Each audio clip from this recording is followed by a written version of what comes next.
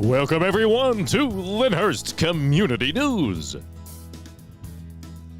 Today is March 6th, and this is episode 46. I'm Brian Haggerty, and here's what's happening around our township this week. But before we begin, remember to send in any news from your club, school, organization, your church, your team, as well as any birthdays and anniversaries of note, and also engagements. You can send them to LyndhurstCommunityNews at gmail.com. And like I always say, any contact information I mention, whether it be email addresses, whether it be telephone numbers or names for anything that's mentioned on the show, you can find all of them in the description box below the video on the YouTube channel. So I know some of you watch this on Facebook. In fact, according to what I see, about 60% of you do. The rest of you on YouTube, click through the video. If you're on Facebook, click the video, open up YouTube. You'll see the box below. It'll have the date, and you'll see the word more. Click on the word more, and you'll get more. You'll get everything. You'll get all the contact information that we have. So, now those of you who are regular listeners know that the entire month of February, we had a trivia question each week for a chance to win a $100 Home Depot gift card. And this is really just to get everybody used to answering trivia questions, because what we're going to start doing, not this month because I have to work on this with the Lyndhurst merchants, but we want to start giving away gift certificates and promotions for our local merchants as a way to help people find out about all the great businesses that we have here in town. So each correct answer, for those of you who played, each correct answer earned an entry for you. So in other words, if you answered all 4 weeks, all 4 questions correctly, then you earned 4 entries into the final draw, and so on. And yesterday at 1:30 p.m., Vinnie Mutz pulled the name of the winner, whom I will announce at the end, along with the answer to last week's final trivia question. So before I get into anything, I just want to mention, normally I do sports, not much to report this week, but some good news to report.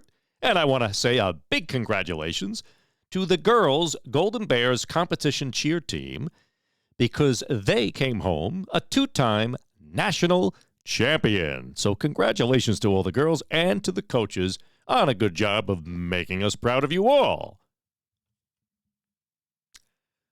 All right, so now this week, Joe Shinnick sent in to me. Joe, who has been a member of the Lyndhurst Municipal Alliance until recently. He has removed himself from that organization because he's got so many things going on, and he felt that for many, many years he put in a good deal of work. But Joe, as being Joe, sent in something here to me that is important for all parents, and that is going to be a kind of like a seminar. It's called Hidden in Plain Sight. And this is presented by the Center for Alcohol and Drug Resources. This is for parents.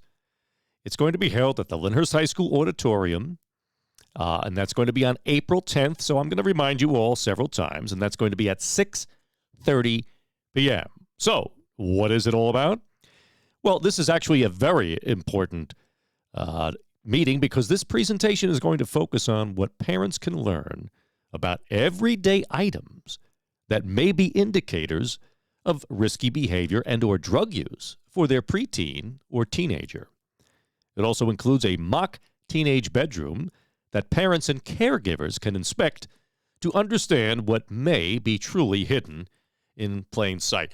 And that's very true, folks. There's a lot of different drugs and paraphernalia out there that we may see and think nothing of it, but it could be a sign that a teenager is beginning to develop a habit of some form of substance abuse.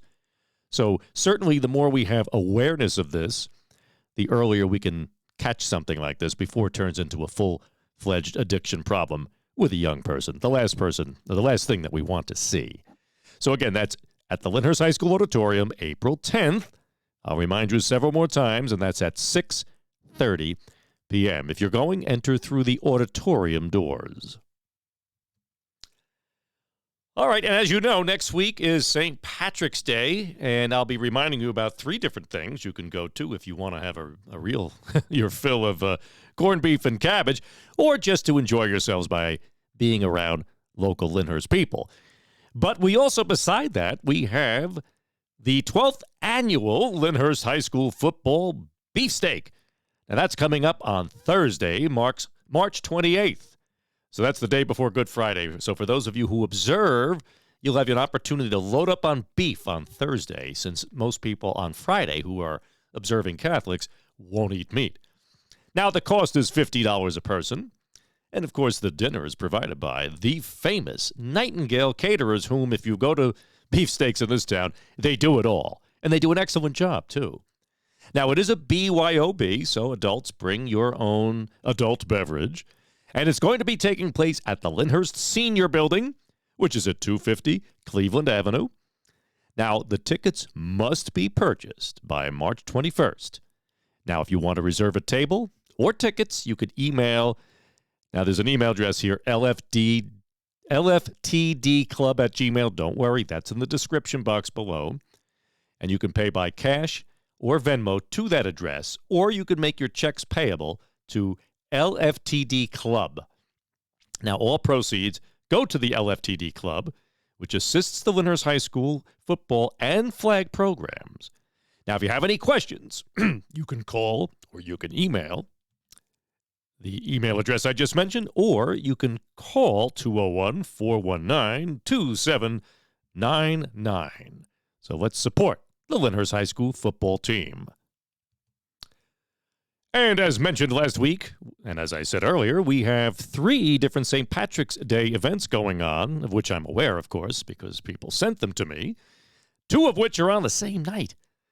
But the one that stands alone is this Thursday, March 14th, and that's going to be the American Legion Post 139's annual corned beef dinner. It's from 5 to 8 p.m., and the cost is $30. Now, you can get your tickets out the door. You could also either dine in, or you can take out as long as the corned beef lasts, because once the corned beef is gone, that's it. And just so you remember, it is always, the Legion always has this day, the Thursday before St. Patrick's Day, and the address is 217 Webster Avenue. For information, call 201-933-4120. And on Saturday, March 16th, is when we have two separate St. Patrick's events taking place. So you can go to one or you can go to both. The first is Our Lady of Mount Carmel, and that's a celebration of St. Joseph's and St. Patrick's Day. It's an evening of fun for the entire family. Again, that's going to be Saturday, March 16th. It begins at 6. It goes till 9 p.m. Doors open at 5:30. And that, as well, is $30 per person, but children under 10 can go for free. Now, the tickets are available after each Mass, so if you go to Mount Carmel this Sunday, get your tickets. But they're also available at the Rectory, which is located at 197 Kingsland Avenue. Just keep in mind, tickets will not be sold at the door. And you could also reserve a table for 8 or more people. But the ticket deadline is March 11th. So there will be food, live entertainment. They're going to have Irish dances. And it's also, of course, a BYOB, bring your own adult beverage. And the other St. Patrick's event that's taking place that very night will also be celebrating St. Patrick's and St. Joseph's Day. And that will be at the Polish American Club. And that's going to be as well, March 16th from 6:30 p.m. to 11 p.m. So if you want to go to the Mount Carmel first, you could always then sneak on over to the Polish Club because they'll be going till late. Now, they're going to have a hot buffet, and they're also going to be including tap beer, wine, and soda, but they're also going to have a live band called the Laurel Drive Band. And again, this is at the Lyndhurst Polish American Club, 730 New Jersey Avenue, and the cost is $45 per person.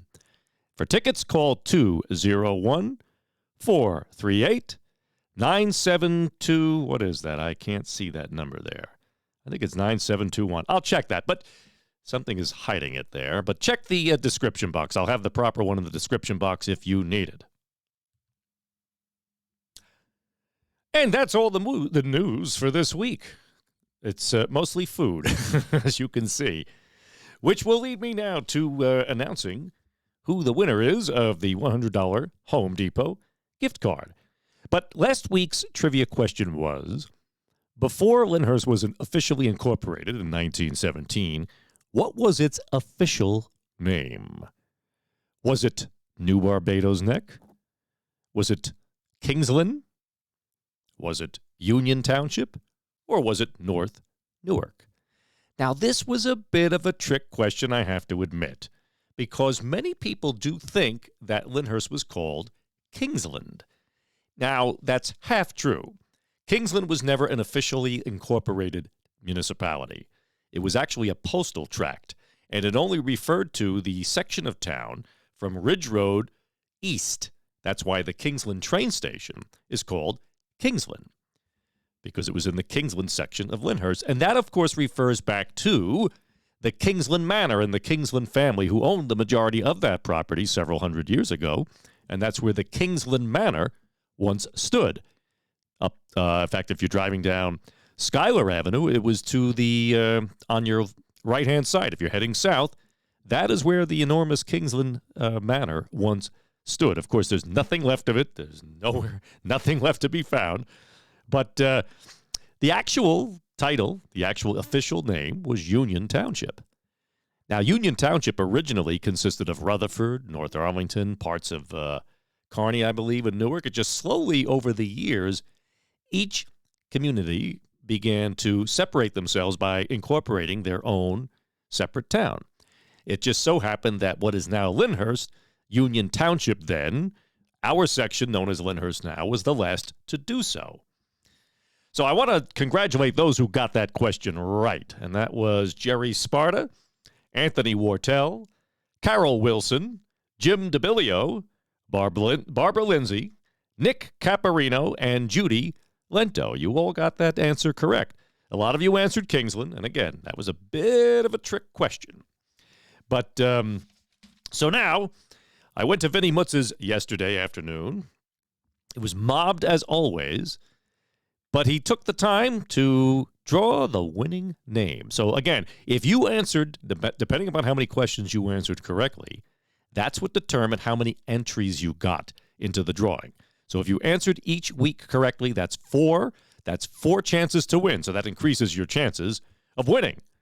So Vinny stuck his hand and turned his head while he stuck his hand into the bowl, mixed up all the names, and he pulled a winner. And the winner is Carol Wilson. Congratulations, Carol. So, Carol, we'll get that Home Depot gift card to you. We don't have an address for you, but email that in to us, and we will get it to you as soon as possible. Congratulations on your win.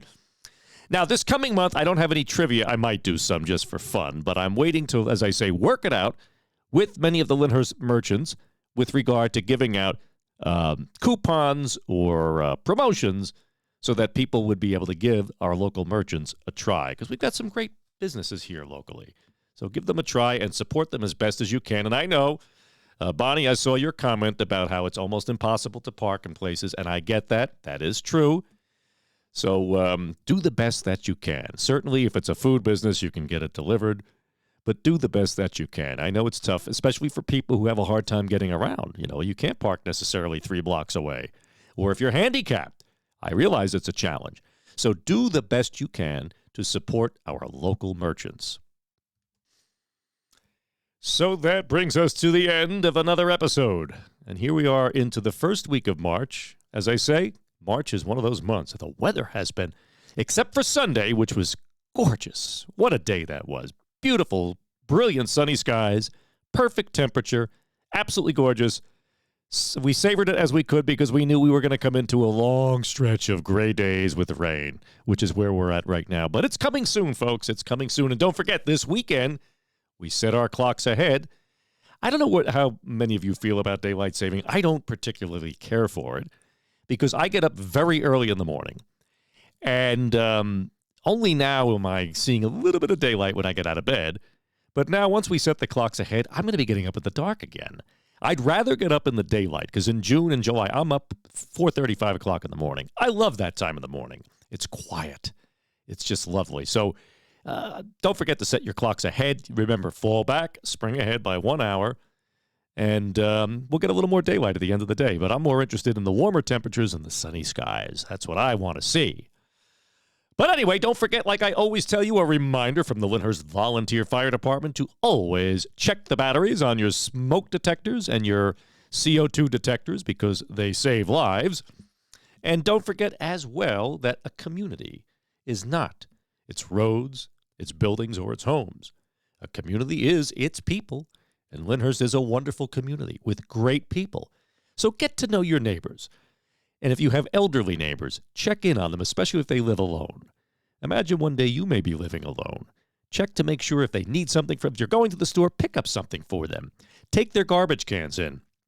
Do whatever you can, and when it snows, hopefully we won't see any of that anymore, give them a shovel, give them a hand. I remember growing up, that's what we always did. We always shoveled for all of our neighbors who were older, and we wouldn't take anything from them because our parents wouldn't allow us. So what would they do? The neighbors would buy us donuts, which at that age, I guess, was just as good as money. But remember, Lyndhurst is a great community. Keep it that way, and do the best that you can to get to know your neighbors and help everybody out and support local businesses. So this is Brian Haggerty. I will see you next week. In the meantime, God bless you, and God bless our wonderful community. Take care, folks.